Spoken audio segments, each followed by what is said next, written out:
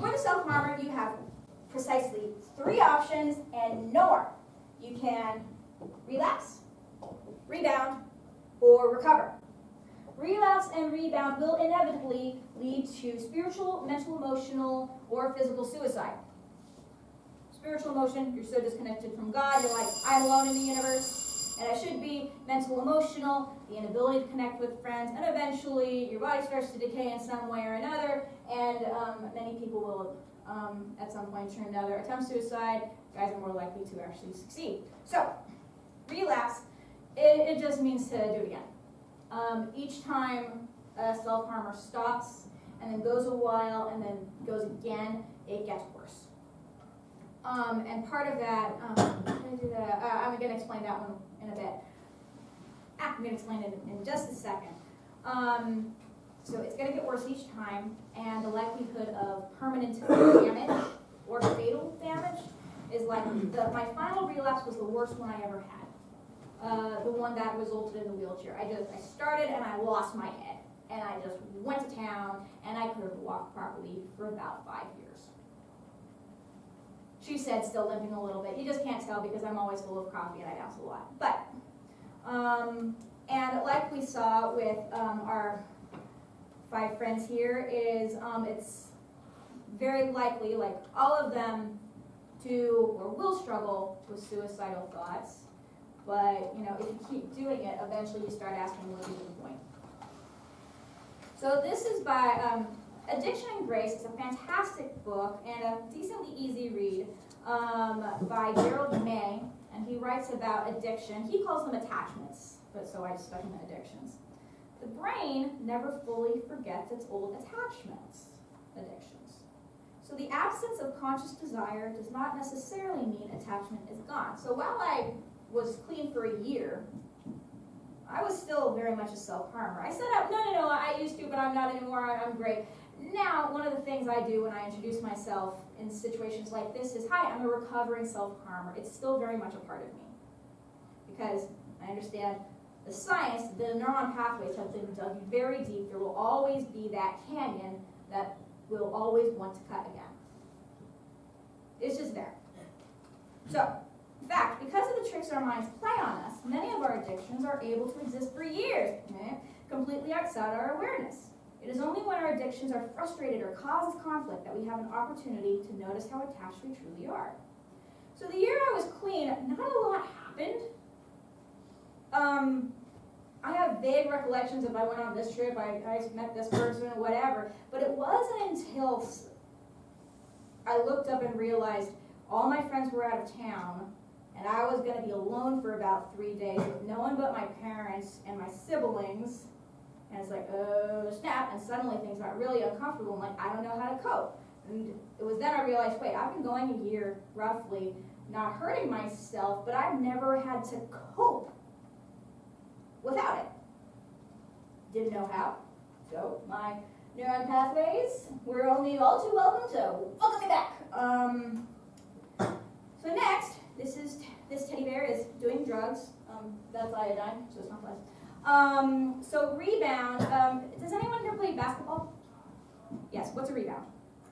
It's basically where a ball bounces off the backboard and you can catch it, and like if you're on the different side, you can pass it to another person or kick it down. Very good, very good. Rebound is you're just switching drugs. The self-harmer who doesn't self-harm anymore, but then they gain 40 pounds. Well, they're probably not, actually working through their emotions. They're eating their emotions instead. Or turning to drugs, alcohol, sex, pornography, hours upon hours of screen time, gaining a lot of weight, smoking. The neuron pathway has still been forged, and instead of cutting or burning or whatever, you're saying, okay, well, I'm not going to do that anymore. This is different, so therefore better, question mark, but it's the same pathway. Very unhealthy. So nothing's really changed. It's just now you're probably introducing substances and chemicals, which is worse. So actually, there's 2 different kinds of addictions. There's behavioral and substance. Does anyone know what they are? Like what those 2 mean? Well, I mean, behavioral would probably be like something you do that like releases tension, and whereas chemical is something you add that releases tension. So things like pornography, that's behavioral. You're not adding anything. You're just doing something. Then alcohol, drugs, you are adding something to your body. Self-harm is this weird little hybrid, just as it is a trauma and addiction. It's also kind of a behavioral and substance, because you're doing something to your body to intentionally release brain chemicals. Like the self-harmer knows that's what's going on. Again, caveat, then comes the shame. If you haven't started, don't do it. We can talk after. Anyway, but it does both. So it's self-harmers' neuron pathways are only way too happy and eager to accept a different behavioral addiction or a different substance addiction, because the path has already been paved for both. The only other option is recovery, which is, I define it as replacing your addictive behavior with healthy ones instead. Side effects may include joy, richer friendships, creativity, the lack of constant self-loathing, and appreciation for God's creation, and the ability to help others in ways that are actually helpful. We'll get into that in a second. How the heck do we even recover when you're so used to beating yourself up? You're like your own worst enemy, and either that's you or you see someone you dearly care about, and this is their life. What do you even do? One of the main points I tried to drive home on Thursday, and I'll do it again, isolation is? Poison. Isolation is? Poison. Isolation is? Poison. If you find yourself isolated, get out of it. If you find out that your friend has been locked in their room for however long, invite them for coffee, do something. Like, if you need help, scream until somebody hears you. You're not a burden, you're not a bother, you're not a waste of space. You are cared for, and your friends would rather stay up with you all night talking to you on the phone every night for the rest of the school year than spend one day at your funeral. Fact is, think about the people you care about very deeply, and imagine them turning to you and saying, I can't tell you because I'm a burden to you. It's like, but you're really not. And the people in our life, it's the same thing. Side thing, all of your professors know that this lecture is going on. They're expecting some students to talk to them. It's okay. You're not going to surprise them. If you need, pull Ms. Zagat aside, or Mr. Coleman. You can talk to them. They're expecting someone. I don't know who, but maybe it's you. Maybe you need to bring a friend to them. It's okay. The more isolated we become, the more convinced that we deserve to be alone, because we're dirty or unworthy or unlovable. We don't always do what we believe, but we will believe what we do. We don't always do what we believe, but we will believe what we do. And if someone is repeatedly hurting their body, someone is repeatedly beating themselves up, someone's repeatedly saying, you're not allowed to have feelings, you're not allowed to talk to friends, you're not allowed to ask for help. If you need help, I will listen to you every single day, but you can't. If that's how you treat yourself, you are going to believe it. You're going to carve another path out. But it doesn't have to be permanent. So, one of the questions I get asked is, I've got a really good friend who is self-harming. What do I do? How do I even love them? Well, one of the things is, and it might sound a little weird and selfish, but it's taking care of yourself. Has anyone been on a plane? Okay, when they're doing the safety instructions and the thing comes down, what do you need to do when the thing comes down? Yeah. Put on your mask for other people. For other people, but what if there's a child with you? Put yourself first. Isn't that so selfish? Kind of, yeah. But Well, if you can't do it, then you can't help like the child. Mm-hmm. So you need to be, need to have it on so you feel like, wearing the oxygen, so then you can help the kid. Because without it, it won't really help. Right, did you have anything to add? Yeah, no, you're better equipped to help others when you help yourself. Right. So one of the best things we can do as people who have people in our lives who we care about is we can work on our stuff. For anyone with their mental health packet, there is not a slide, a page in here, and I trust the others took it home. There is There's a Wheel of Emotion by Fletchick. And this copy doesn't have it, whatever. Anyway, there's a big circle and it's got all these different emotions in them. And it's a really, really handy dandy tool when you don't even know what to say. And something my friends and I do actually is we make a point to sit down together and we'll go over the wheel and say, top 3 emotions, where are you? Why? It's a silly little exercise, but it's actually really, really helpful. Because we're both saying, hey, we're going to be real with each other right now. Even if we pick one of the worst words, we're going to pick it and we're going to share. So taking care of your mental health will better equip you to help others. And if my mom used to say this to me all the time in high school, and I hated it, and now I'm going to say it to you guys. When you are yourself, you give other people's permission to be themselves. We can spot a faker, usually, except when we can't. But we can spot someone real. Sort of like, it's like, that's clearly photoshopped. I think that's the real deal. That's a genuine article. If we are the genuine article, if we are honest with ourselves and our friends and God and the people in our lives, then other people will feel free to be real too. Slight caveat, we will all be in a situation where a friend says, promise you won't tell anybody.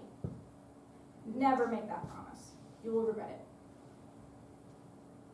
Maybe not immediately, but you never know. I remember I was your age and a friend swore me to secrecy about something and I regretted it every single day for the rest, for 15 years. I regretted making that promise every single day because they got hurt. They got very badly hurt. And I knew before something happened. But I promised. I wanted to be a good friend. If your friend is hurting themselves, if you believe they're in immediate danger, squeal. It is better to have your best friend hate you every single day for the rest of your life than go to their funeral for one day. And you can tell them that. It's like, look, I know you're mad, but I love you too much to let our friendship get in the way. And they might hate you, but you know what? When they clear their head, they'll probably really respect that decision. And you will not be filled with regret every day for the rest of your life if something really, really dangerous happens. Now, if you yourself are struggling, be brave and dare to ask for help. If you have an expressive wound where you ask someone and they shut you down, ask someone else. My expressive wound, I went to the person, they laughed, turned away, and then I stayed silent for years. And my way of trying to cope was anorexia and then the self-harm. The final time when I'm sitting there like, why am I not able to stand? I was like, I need to ask for help. And then I kept on asking until I got the help I needed. By the time I was done, I had this team of people. It was so uncomfortable. It was so weird, but you know what? It was so life-giving. It was so important. And most of these people are still in my life today. One of the most influential persons during that time, we grabbed tea yesterday and we just yacked for hours, talking about our lives and we were reflecting on it, and yeah.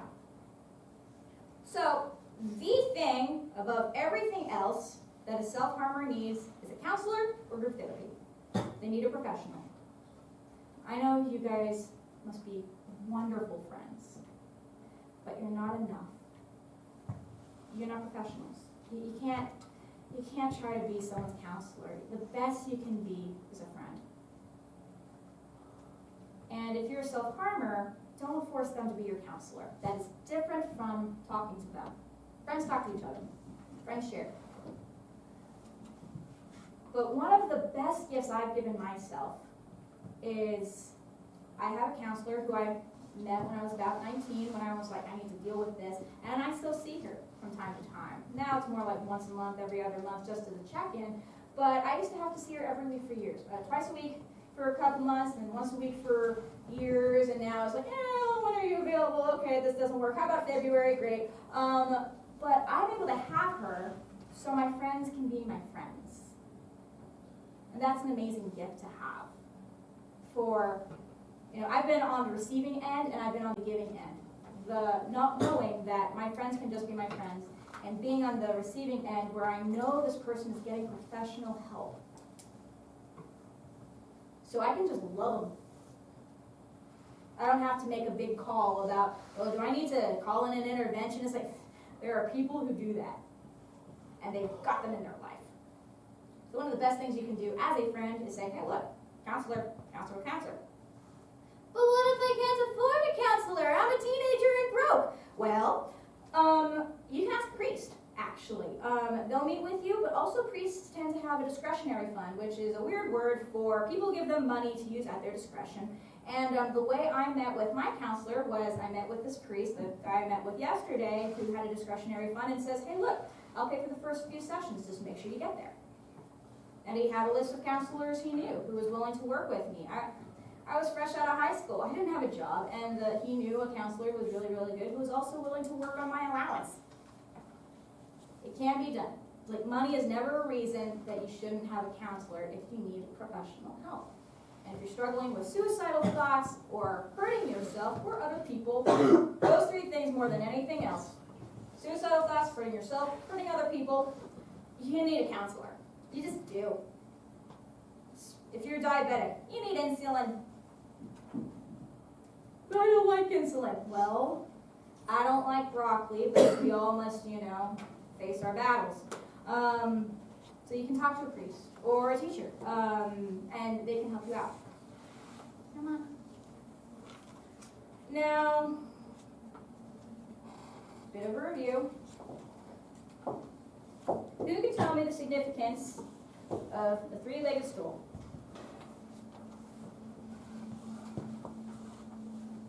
Yes? If one part of your self is out and you're not taking care of it, then the whole thing can topple over. Boom! We've got the physical. We've got mental, emotional, things that are going on in our heads and the things we feel, and then the spiritual. Who's God? Who am I? What do we have to do with each other? Why are we in the universe at all? Why were we made? What is the purpose of life, etc., and so forth. And if all three are not being taken care of, you are going to do yourself an injury, intentional or unintentional. You're just not going to do well. So all three must be taken care of. Moving on. And one of the best ways to take care of our mental health is to do a minimum of 2 legs at a time. So for example, listening to a really sad song. Awesome, love it. But just doing that, we tend to get in the hamster wheel. It's just, I'm sad. But if we do things that awaken other parts of us. So if we listen to this really, really rough song and we play the piano to it, we've engaged mental, emotional, and physical. If we dance to the song, that's physical. If we go for a run, this was 20 minutes of walking versus just sitting there and probably thinking about the groceries. We can tell because it's on the left side of the brain. They weren't thinking about anything particularly interesting. They were just But this is someone who's been running and probably thinking about stuff. Look at that baby lit up like a Christmas tree. That's fantastic. Both sides are activated. Prefrontal cortex is activated a little bit. This person is awake and alive. And it's awesome. And there are certain things we can do that, by nature, wake up at least 2, usually 3 of the legs. Yoga. I know the joke is, do yoga and eat kale. Well, it's actually true. Music. Playing an instrument. Singing. Writing poetry and reciting it dramatically. Art, dancing, sign language, storytelling. The biggest thing that is helpful is prayer journaling. A couple things about this. You're addressing your letters to God, and you're writing by hand. Typing does not count. Because this does not take a lot, this does not engage your body at all. It just doesn't. And this is one of the reasons why online bullying is so easy, because you're not really engaged. They've done studies that show that your brain is not really properly lit up. when you're typing something versus writing it down. I believe so much in the power of prayer journaling that one, I do, and I try to do it every day, but also, if anyone does not have one, you can have one. We brought these for you. And I didn't believe that they would get enough, so I bought a bunch for you guys. I'm broke. I believe in it so much. Take one. If you think you'll do two, take a second one. If you lost the one from Thursday, take one. Just start writing to God. It is one of the most amazing things you will ever do for yourself. By opening up communication, physically, mentally, spiritually, with the creator of the universe who loves you. Yes. Can you get a journal just to write how much you hate God in it? Or like, just to like be mad at God? Oh, heck yeah! If you can read this, this is telling God how much everything sucks. Many of my journals, I used to bring some as illustrations, but then someone asked if we could pass it around, and I'm like, wait, no. Because, like, I don't swear. He's heard every single word. And it's okay to talk to him about whatever's going on. The Bible talks about, casting your anxieties onto God because he cares for you. It talks about coming to him with, your weariness and your burdens and everything. If you've read the Psalms, this is great. The longest book in the Bible is the Psalms. It is the book that Jesus quotes the most. And most people think, oh, yeah, the Psalms, the sheep, yay. Here's a good one.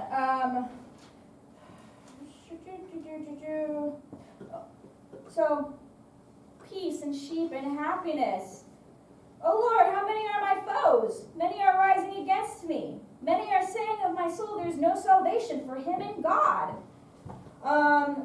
Like my pillow is wet with weeping all the night long. Oh, that I was a bird and I would fly away from here. Honestly, same. So often, the psalmists are so raw with God. And on the cross, Jesus calls out, my God, why have you forsaken me? He's quoting a psalm that he had memorized before he was on the cross. This one priest mentioned to me, he's like, you only really memorize Bible verses about depression and anxiety and anguish if you really needed it. And we see Jesus on the cross already having memorized one of the most agonizing pieces of literature in history.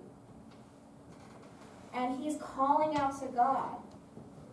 He's not on the cross. It's like, the Lord is my shepherd. I shall not want, huzzah, huzzah, huzzah, oil and tables. He's going, God, where are you? We're allowed to do that. It's better that you talk to God and be thoroughly embarrassed and never want to show anybody what you wrote than not talk to him at all. You would totally agree. And we can see this through how Jesus spoke. Again, where are you? Why have you forsaken me? He wasn't sugarcoating it. And we don't have to either, not with him. We're a counselor. We're teachers. But, take a journal. Dear Jesus. If it's mostly swear words, he's just so glad you're coming to him. And later on you can, learn the art of subtlety. You don't have to. It's okay. So scientifically, the two best ways to process our emotions are talking to other people with our mouths and journaling by hand. Who remembers the breathing exercise we did at the beginning? Yes, good. There's a reason I had you do it, and there's a reason we have bubbles. It's not just for fun. We can do things to guide our brain to take care of itself, to calm down. And this breathing technique, in for 4, hold for 7, out for 8, triggers the parasympathetic nervous system. I'll say it in pieces, you can repeat it. Sympathetic nervous system. Parasympathetic nervous system. Parasympathetic nervous system. Which is in our brain, partially the amygdala, partially back here. I forget this area, but it's our fight, flight, freeze, faint. And that breathing technique automatically tells it, chill. We're talking about some pretty uncomfortable things. The bubble technique is very, very similar. Quick camera. That's just a very silly but really, really cool way that we can kind of take care of our anxiety and our depression by guiding our body. We don't always do what we believe, but we believe what we do. And if we bring our body through the motions of taking care of ourselves, eventually we'll start to believe, you know what, maybe I should be taken care of. We keep running to God. You know what, maybe it's because he listens. He does. But you can train yourself this way. It's really, really cool. So what to do? In your handout, I hope we have time. If not, it's in there. These are things that I have to do every day, and I attribute this to the reason that I've been clean for so long, almost 10 years. And each thing takes care of a leg. I actually have on my wall a piece of paper that asks, did you do these things? And if not, I'm like, oh, I need to do some stuff immediately so I don't start a buildup of anxiety and depression and put myself in an isolated spiral. And it creates the acronym BREATHE. First, believe in a God who loves you. We're not alone in the universe. You were created by someone who not only loves you, but is also very fond of you. And it has nothing to do with your looks, brains, or personality. It has everything to do with who he is. And he looks at you and says, you know what? I'm so glad I made you. I love your art. You're so good at math. People really enjoy you. You're talented. You're fun. I'm really fond of you. And we repeat this through prayerful mantra. It could be a Bible verse. It could be a song. It could be journaling. But training our bodies and our mind to understand the spiritual truth.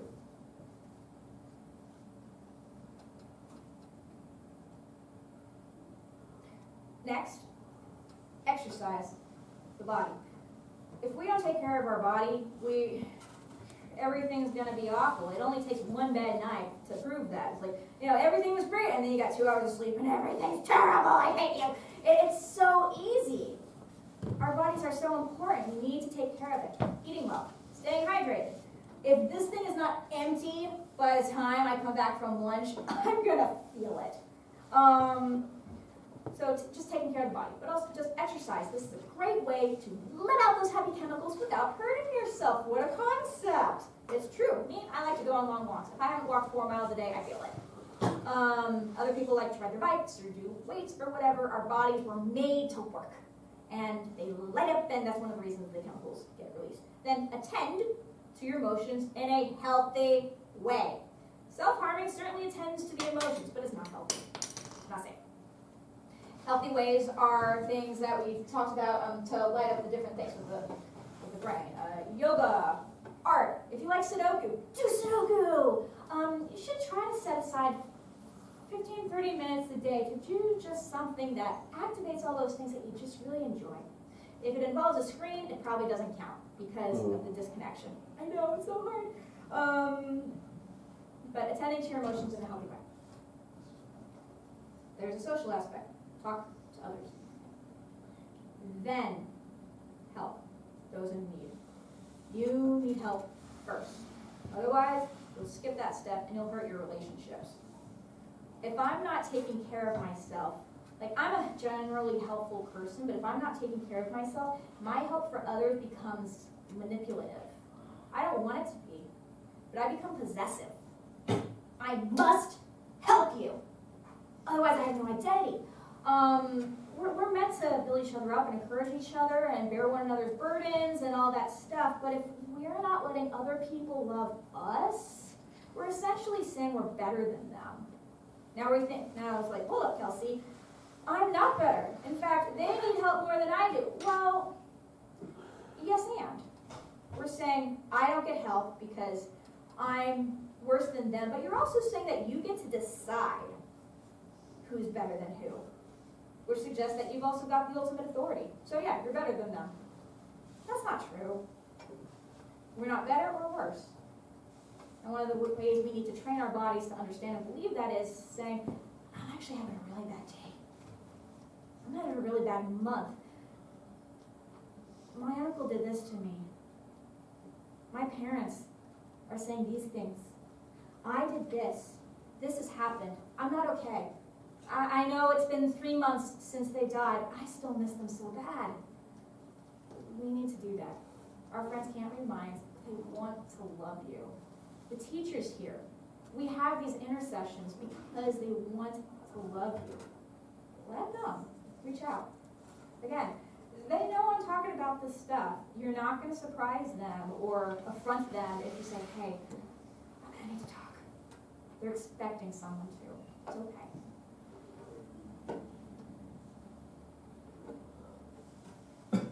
In the end of all this, as time goes by, you'll be able to embrace your story. I am Kelsey, 28, seminarian, my doctorate soon, recovering cutter. I still limp. And I still struggle with that. Like every day, especially around 10 o'clock at night, I have a safety plan in place so I don't hurt myself again. And I set up that safety plan because I need it. And I probably always will. And it's okay. My self-harm, my shames, the things that have happened in my life to make me feel like I needed this, it doesn't define me anymore. And it doesn't have to define you. It doesn't matter how many times you've hurt yourself. It doesn't matter what they did to you to make you feel you had to do this. It doesn't matter what they said. It doesn't matter where they touched you, how they humiliated you. It doesn't matter what you've been taught to believe that says you're less than or that you somehow deserve to be hurt like this. That doesn't have to be who you are. It can explain a little bit. It's like the prologue to a story. The hero's backstory, what happened to them. These things happen and now they're this person, but it doesn't have to define who you are.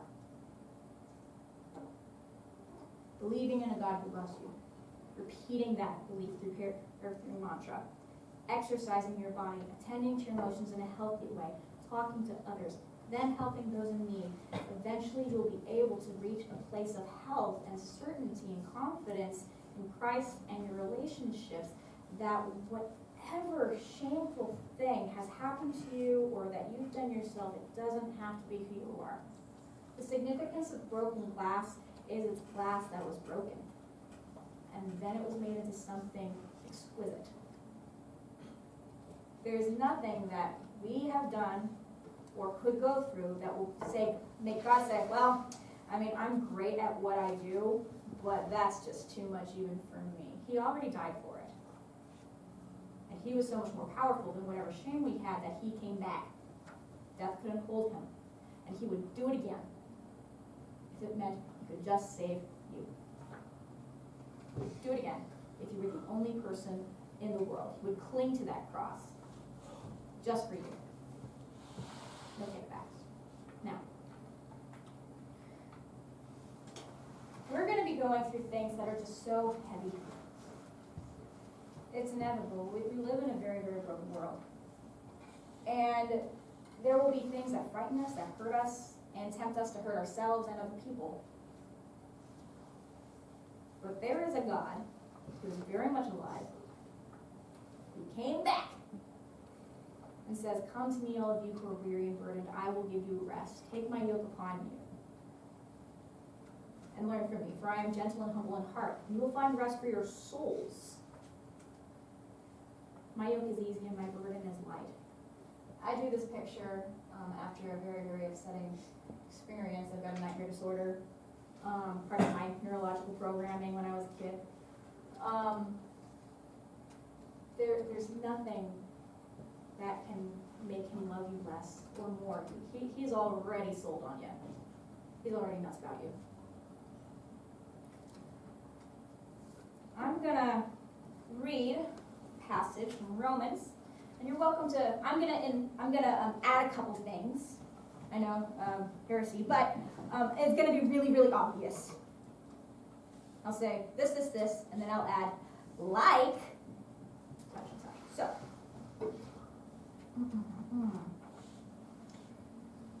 I am convinced that neither death, nor life, nor angels, nor rulers, nor things present, nor things to come, nor powers, nor height, nor depth, nor anything else in all creation will be able to separate us from the love of God in Christ Jesus our Lord. Neither self-harm or sexual abuse, neither physical or mental torture, neither bullying, neither eating disorders, neither self-harm, neither suicide tendencies, neither alcoholism, neither drugs, neither being the bully, neither being the person who hurt you, neither being the person who hurt other people, nor anything else in all creation will be able to separate us from the love of God in Christ Jesus our Lord. You don't get to change that. In some ways, kind of annoying. I want things my way. But at the same time, it's so wonderful to know that there's someone who not only loves me, but also likes me enough to say, hey, I love you how you are, but too much to let you stay that way.